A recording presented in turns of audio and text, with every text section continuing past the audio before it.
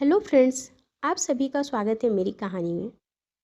अभी अभी बारिश होकर निकली थी, पूरी तरह से बंद नहीं हुई थी। हल्की हल्की बूंदाबांदी अभी भी चल रही थी। एक लड़का सड़क पार कर रहा था। तभी उसकी नज़र दूर से आती हुई स्कूटी पर पड़ी। एक लड़की स्कूटी से घबराती हुई चली आ रही थी। स्कूटी उसके पास पहुंचने ही वाली थी कि लड़की की स्कूटी फिसल गई और लड़की गिर गई। लड़के ने दौड़कर लड़की को उठाया और उसकी स्कूटी को उठाकर खड़ा किया। लड़की को दाहिने हाथ में चोट आई थी। लड़के ने जल्दी से अपने रुमाल से उसके ब्लड को साफ किया और उस पर रुमाल बांध दी। लड़की बहुत हड़बड़ाहट में थी। उसने फिर से स्कूटी स्टार्ट करने की कोशिश की। तब लड़के ने उसका हाथ पकड़कर कहा, आपको इतनी चोट लगी है, पहले आप इस पर बैंडेज करवा लो, उसके बाद आपकी मर्जी, आपको जहाँ जाना हो जा सकती हूँ। तब लड़की आंखों में आंसू भरकर बोली, मेरी माँ की तबीयत खराब है, मैं उन्हीं की दवा लेने जा रही थी। मैंने जितनी जल्दबाजी की, मुझे उतनी ही देर हो गई। लड़के ने कहा, अगर आप बुरा ना माने तो मैं आपकी मदद कर सकता हूँ। लड़की ने कहा, आपने मेरी इतनी तो मदद कर दी है, अब कितना करेंगे। लड़के ने कहा, कोई बात नहीं, आप पीछे स्कूटी पर बैठिए, आप जहाँ चल रही थी वहाँ का रास्ता बताइए, मैं चलता हूँ आपके साथ। लड़की चुपचाप से लड़के के पीछे बैठ जाती है और एक मेडिकल स्टोर पर जाकर रुकती है। वहीं पास में हॉस्पिटल रहता है। लड़का लड़की को लेकर पहले उसके हाथ का बैंडेज करवाता है। उसके बाद लड़की की माँ की दवा लेकर लड़की को उसके घर पहुँचा देता है। लड़की कहती है, आपका बहुत बहुत शुक्रिया, आज आपने मेरी बहुत मदद की। अंदर आकर एक कप चाय तो पी लीजिए। लड़का हंस के कहता है, आज नहीं, फिर कभी, आज थोड़ा ज़रूरी काम से जा रहा हूँ। लड़की कहती है, आपको ज़रूरी काम था, फिर भी आपने मेरी मदद की। लड़का कहता है, किसी की मदद करने से ज़्यादा ज़रूरी नहीं था, बस इसीलिए। अब लड़की हंस देती है। लड़की कहती है, अरे आपने अपना नाम तो बताया ही नहीं। और हाँ, मेरा नाम नूरी है। लड़का कहता है, और मैं अभी मतलब अभिषेक। तभी अभिषेक चल देता है। नूरी उसको बाय करती है और उसको जाते हुए देखती रह जाती है। नूरी की माँ नूरी के हाथ की चोट देखकर घबरा जाती है। तब नूरी कहती है, माँ आप परेशान ना हो, मैंने इलाज करवा लिया है, जल्दी ठीक हो जाएगा। बस आप अब जल्दी से दवा खाओ और आराम करो। नूरी अभिषेक के बारे में बस सोचती रह जाती है। उसे लगता है, क्या दुनिया में कोई इतना अच्छा हो सकता है जो अपना काम छोड़कर दूसरों की मदद करे। उसके दिल में बस यही होता है कि काश एक बार अभी से और मिल लेती। उसे बेचैनी सी होने लगती है, पर उसने तो अभी से ना तो नंबर लिया था और ना ही उसका पता पूछा था। अब उसे अपनी मूर्खता पर गुस्सा आने लगती है कि काश मैंने उससे नंबर ही ले लिया होता, तो मिलना ना सही, कम से कम बात तो कर सकती। इसी इंतजार में 4-5 दिन निकल जाते हैं। छठवें दिन शाम के समय नूरी के घर की डोरबेल बजती है। नूरी जैसे ही डोर खोलती है, देखती है अभी सामने खड़ा है। अभी को देखकर उसकी खुशी का ठिकाना नहीं रहता है। उसके आंसू से निकल आते हैं। तब अभी पूछता है, अब चोट कैसी है नूरी, और आज अंदर नहीं बुलाओगी? तब नूरी कहती है, सॉरी सॉरी अभिषेक, अंदर आइए। अभी अंदर जाता है। नूरी की माँ से मुलाकात होती है। नूरी की माँ अभी को खूब आशीर्वाद देती है, क्योंकि अभी की वजह से उनकी बेटी की मदद हो पाई थी। अभी और नूरी काफ़ी देर तक बैठकर बातें करते रहते हैं। नूरी की आंखों में अभी अपने लिए कुछ अलग ही महसूस कर रहा था। अभिषेक कहता है, अच्छा नूरी, अब मैं चलता हूँ, काफ़ी देर हो गई है। तो नूरी कहती है, कम से कम अपना नंबर देकर तो जाइए, अगर कभी ज़रूरत पड़ी तो आपसे बात हो जाएगी। तो अभी हंसकर कहता है, क्या बिना ज़रूरत के बात नहीं करेंगी आप मुझसे? नूरी शर्मा के सर नीचे कर लेती हैं। अभी उसको नंबर देता है और बाय बोलकर चला जाता है। धीरे धीरे दोनों में बातें और मुलाकातें होने लगती हैं। एक दिन नूरी डरते हुए अभिषेक से कहती है, अभिषेक, मैं तुम्हें तब से प्यार करती हूँ जब मैंने तुम्हें पहली बार देखा था। क्या तुम मुझसे प्यार करते हो? अभिषेक कहता है, नूरी, मैं भी तुमसे तब से प्यार करता हूँ जब से तुमसे पहली बार मिला था।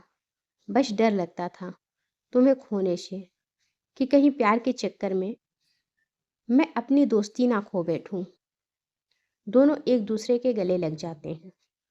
दोनों को ऐसा लगता है कि उन्हें ज़िंदगी में जो चाहिए था वह सब कुछ मिल गया है। अभिषेक नूरी से वादा करता है कि जैसे ही नौकरी लगेगी वो तुरंत नूरी से शादी कर लेगा। कुछ दिन बाद नूरी का जन्मदिन आता है। अभिषेक नूरी से कहता है, बोलो क्या गिफ्ट लोगी? तो नूरी कहती है, मुझे लाल रंग का दुपट्टा बहुत पसंद है, मेरे लिए लाल रंग का दुपट्टा लेकर आना। शाम को जब अभिषेक नूरी के घर जाता है तो वह नूरी के लिए लाल रंग का दुपट्टा लेकर जाता है।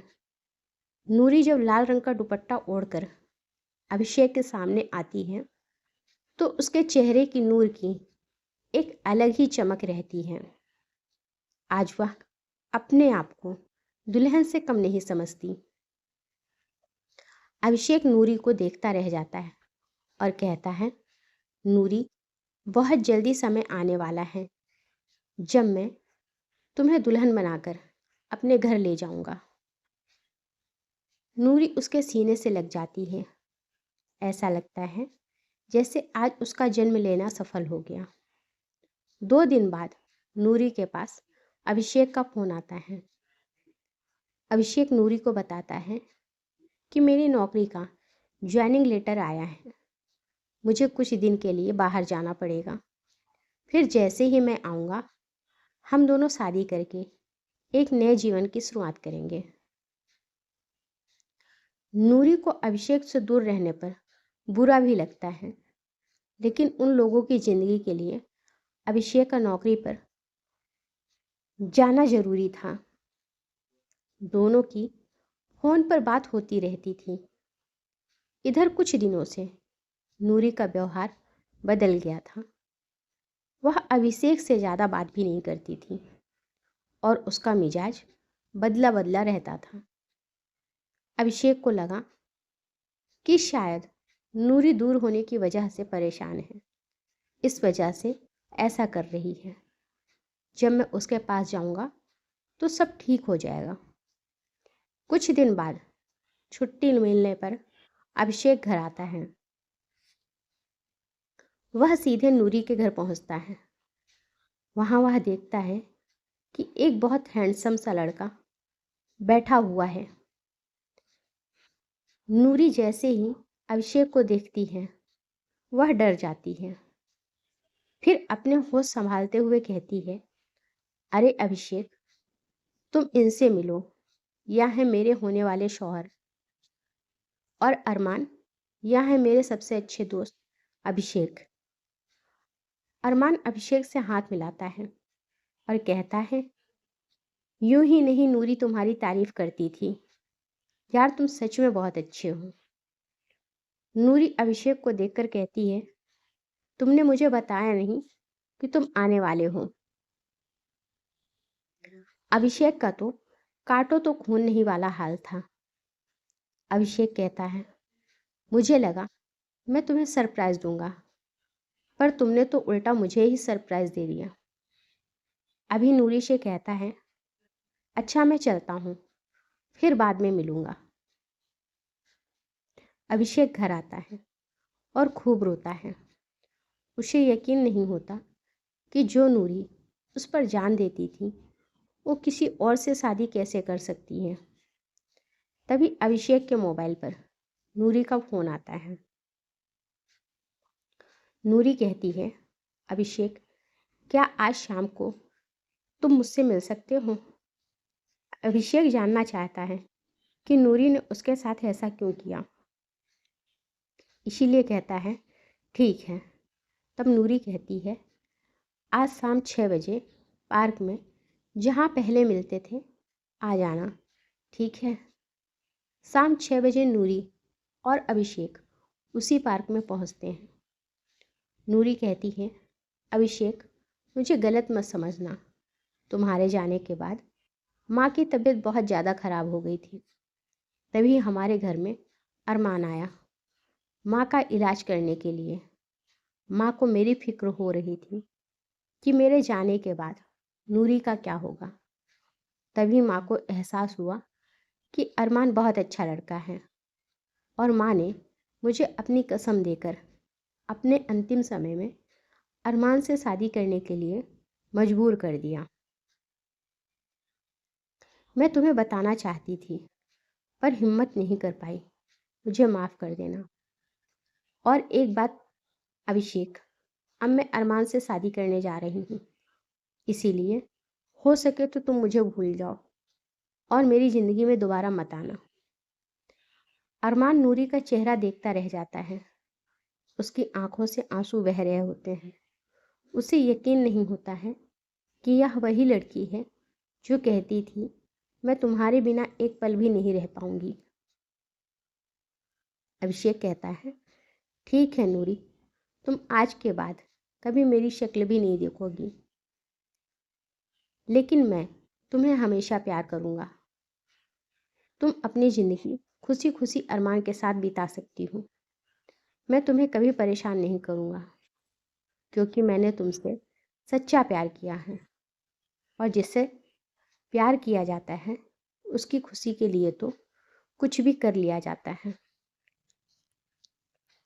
अभिषेक की बात सुनकर नूरी की आंखों में भी आंसू आ जाते हैं, पर वह अपने आंसू छुपाते हुए वहाँ से चली जाती है। 2 दिन बाद अभिषेक भी अपनी ड्यूटी पर वापस चला जाता है। अभिषेक की तो ऐसा लगता है जैसे दुनिया ही खत्म हो गई है। बेचारा जैसे तैसे जिंदगी काट रहा होता है। एक दिन वह ड्यूटी से वापस आ रहा होता है, तभी उसकी मुलाकात अरमान से होती है। वह जैसे ही अरमान को देखता है तुरंत मुंह फेर लेता है, लेकिन अरमान अभिषेक को देखकर तुरंत गाड़ी से उतरकर अभिषेक के पास आता है और कहता है, हेलो अभिषेक, कैसे हो? अभिषेक कहता है, मैं ठीक हूँ, तुम कैसे हो? फिर हंस के कहता है, जिसके पास नूरी जैसी पत्नी है वह तो अच्छा ही रहेगा। तब अरमान कहता है, शायद तुम ठीक कह रहे हो, पर नूरी मेरी पत्नी नहीं है। अभिषेक कहता है, तुम दोनों की तो शादी होने वाली थी ना? तब अरमान कहता है, अभिषेक, मेरे साथ चलो, मुझे तुम्हें कुछ दिखाना है। अभिषेक कहता है, मैं तुम्हारे साथ कहीं नहीं जाऊंगा और मुझे कुछ नहीं देखना है। अरमान कहता है, तुम नूरी से बहुत प्यार करते थे ना? तुम्हें नूरी की कसम, मेरी बात मान लो। अभिषेक मजबूर होकर अरमान की गाड़ी में बैठता है। अरमान अभिषेक को लेकर एक कब्रिस्तान पहुंचता है। अभिषेक कहता है, तुम मुझे कब्रिस्तान लेकर क्यों जा रहे हो? तुम्हारा इरादा क्या है? तब अरमान कहता है, डरो नहीं, तुम्हें कुछ दिखाना है और कुछ बताना है, नहीं तो तुम अपनी नूरी को हमेशा बेवफा ही समझते रहोगे। दोनों कार से उतरकर कब्रिस्तान की ओर बढ़ जाते हैं। अभी थोड़ी दूर चलते हैं कि अभिषेक को एक कब्रिस्तान के ऊपर जो दुपट्टा उसने नूरी को दिया था वह उड़ाया हुआ था। अभिषेक प्रश्न भरी निगाहों से अरमान की ओर देखता है। तब अरमान बताता है, अभिषेक, यह तुम्हारी नूरी की कब्र है। बहुत प्यार करती थी नूरी तुमसे, और इस दुनिया में नूरी ने सिर्फ तुमसे ही प्यार किया। मैं उसका चचेरा भाई हूँ और अमेरिका में रहता हूँ। यहाँ किसी मीटिंग के सिलसिले में आया था, तभी मैं नूरी के घर भी आया। मैं डॉक्टर हूँ। मुझे नूरी बहुत कमज़ोर दिख रही थी। मैंने नूरी से कहा, क्या हुआ नूरी, तबीयत ठीक नहीं है? तो नूरी ने कहा, नहीं भाई, माँ के इंतकाल के बाद शायद कमज़ोरी की वजह से मेरी तबीयत खराब रहती है। फिर मैंने उसे जिद करके जांच करवाने को कहा।